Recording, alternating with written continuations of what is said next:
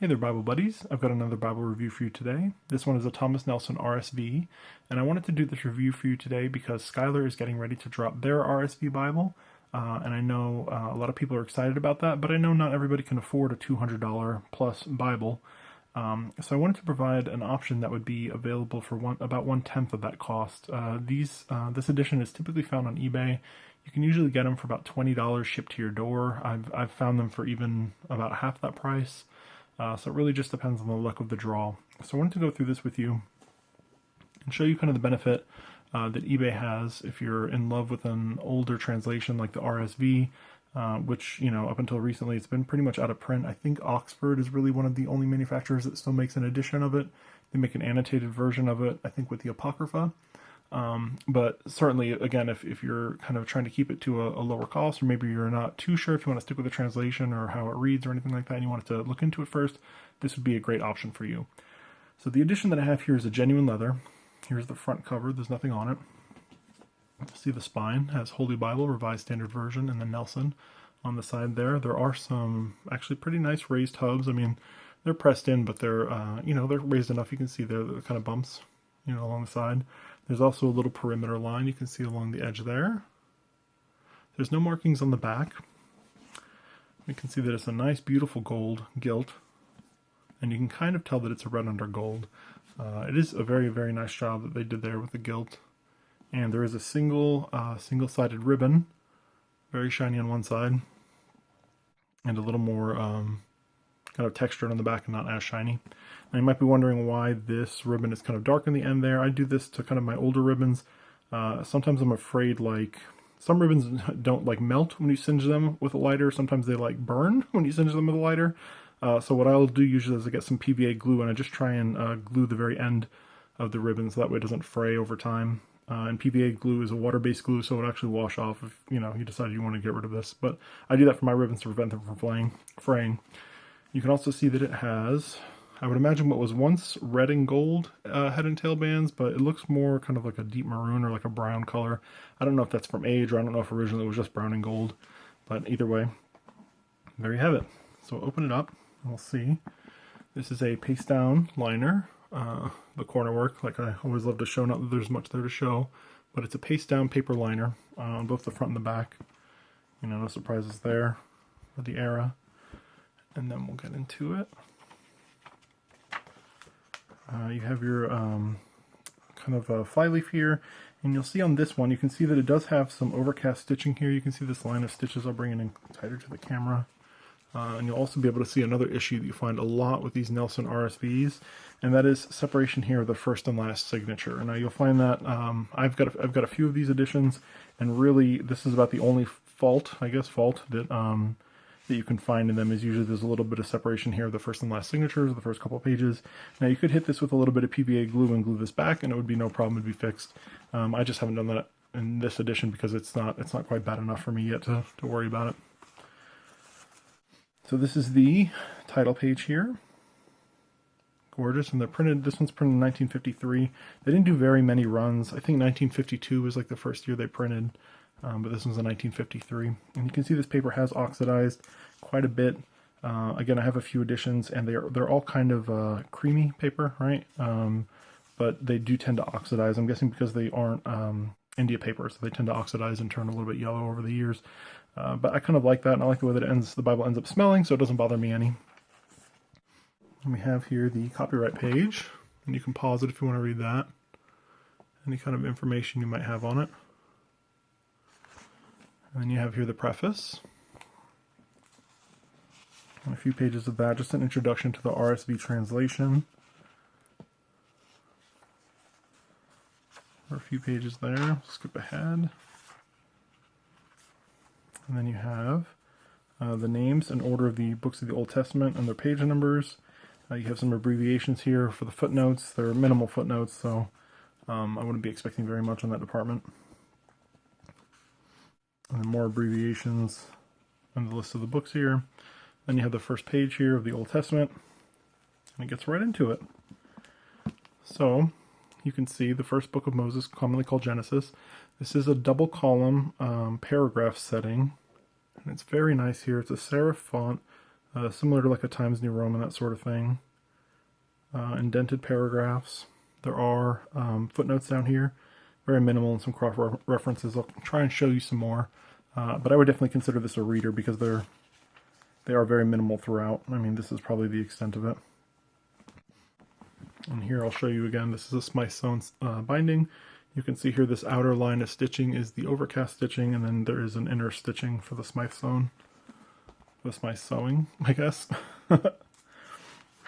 And I'll kind of flip through a little bit here. You can see I measured the font, and the font comes out to be about a 9.5 in comparison to a Times New Roman. So if you're comfortable reading at a 9.5 font size, you'll be comfortable with this. They did format it so you see some kind of poetic formatting there, and they format letters and other things in this translation as well. Very nice. I'll skip through. So there, also you can see this is where I was talking about the first signature here is separating. So this would be the first signature, a signature being like a group of pages that stitch together.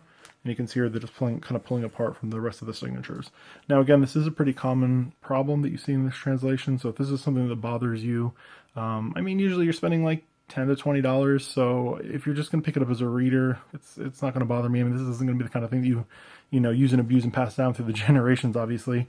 If that's what you want, then I would recommend going to the Schuyler. But for something just to get into the translation to see how it reads, I would still recommend these. You know, this won't pull away, and if it does, you can just glue it in a little bit better. So it's no big deal. We'll go through. You'll tend to see this. You'll tend to see this. These kind of smudges here, just because the printing quality back in the day wasn't as great. So you see some print smudges like that throughout these older editions. Also, you can see here, I don't know if it'll pick up on the camera, but you can see here how the red kind of stops here and stops here. This particular page was folded over, and then it wasn't trimmed properly, so I actually had to bust out the X-Acto knife and some scissors and kind of trim it down and round the corner, and that's why the art gilt kind of stops in this little area. Just an interesting side note. Don't ever be scared to do that to your Bibles. If you get one that has an uncut page, just cut it yourself. They really don't turn out too bad, as long as you have a somewhat steady hand. My hands aren't very steady, but I'm able to manage, I guess. So we'll go a few books in here. You can see this nice red art gilt. It's gorgeous, beautifully done. I love the deep color. We'll go to, let's get to some poetic books. You can see a little bit here in Samuel. And there's the Psalms.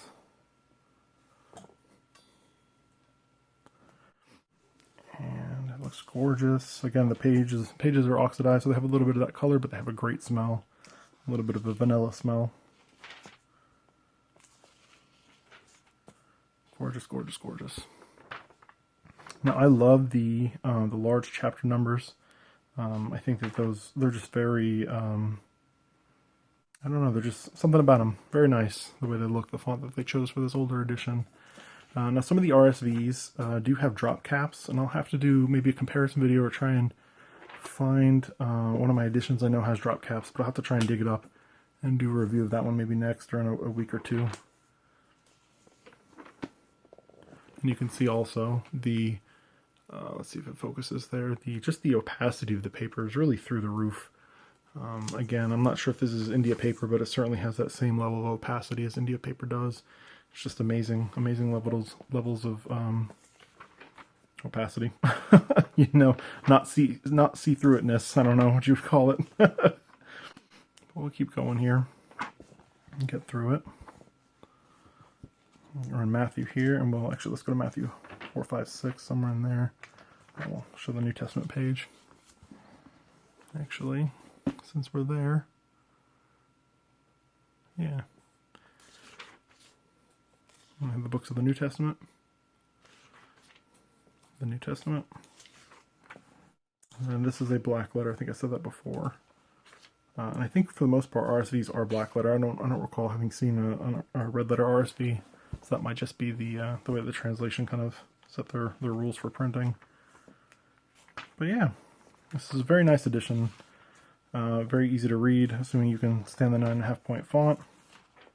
I love it. Very comfortable. A nice size, and I'll measure it here for you in a second. Let's skip to the end, and we'll see what kind of extras they have. Again, you can see the last signature here doing the same, kind of splitting out. So, again, nothing to, at least I'm not going to worry about it. It might be an issue for you, but I guess just be aware of that. So if you were going to purchase one on eBay and you are worried about it, I would ask the seller, you know, to maybe send you some pictures of the first and last signature just so you can verify if it's separating or not. But expect it to happen. And at the end, we have, it doesn't look like much, if anything. So here's Revelation 22. And then you just have a little ending page here with the model number. And I guess this is an M353. There you go, some more copyright information. And there's just another fly leaf, and that's it. All right, so let me try and show you some of this grain. There you go. It's picking up pretty well. This is a nice grain. It's pretty grippy. I do have a large print version of this Bible that I'm going to pull out and do a review on also. This size is very easy to find. The large print that I have, I've only seen and found one, so I would imagine they're probably pretty rare, but the large print is more akin to the size of like a Cambridge turquoise. It's actually a little bit bigger than that, or like a Cambridge topaz if you have one of those. It's a little bit bigger, but I'll try and do a size comparison with that. So let's get the ruler here, and this measures about 5 7/8 inches wide by about 8 3/8 inches tall. I'll measure on the top here. Get the ribbon out of the way. The rib measures about 1 1/2 inches thick, it looks like. Yep, somewhere in there. Right about there. 1 1/2 inches thick. So it's kind of a mid-sized Bible. If you give me a second, I will grab another one to compare it to something that would be pretty common, maybe a Concord. Let's try that. So I would like to try and make these videos a little more professional in the future, hopefully. So I'm hoping to include the measurements and the font sizes a little more consistently in these reviews. But I did grab a Concord, and you can see here that they are pretty similar in size. So this is the Cambridge Concord. This is the Nelson RSV. I'll do a little overlay here, right? So actually, let's go the other way around because it's just a hair smaller, but not much. There you see the width is like right about the same width, and the Concord is just a smidge taller, not very much, and the Concord is just a little bit thinner. Right, so this is a modern printing of the Concord in goatskin, so it's just kind of what you would come to expect, I guess, from Cambridge out of a modern offering. So I'll review this one at some other point, some other day and time, but but at least for a size comparison there, you can see that it's pretty close to the same size as a Concord. So if you guys have any questions, please feel free to leave them below. Otherwise, comment, like, and subscribe. All that stuff is greatly appreciated. Thank you so much. Talk to you guys later. Bye.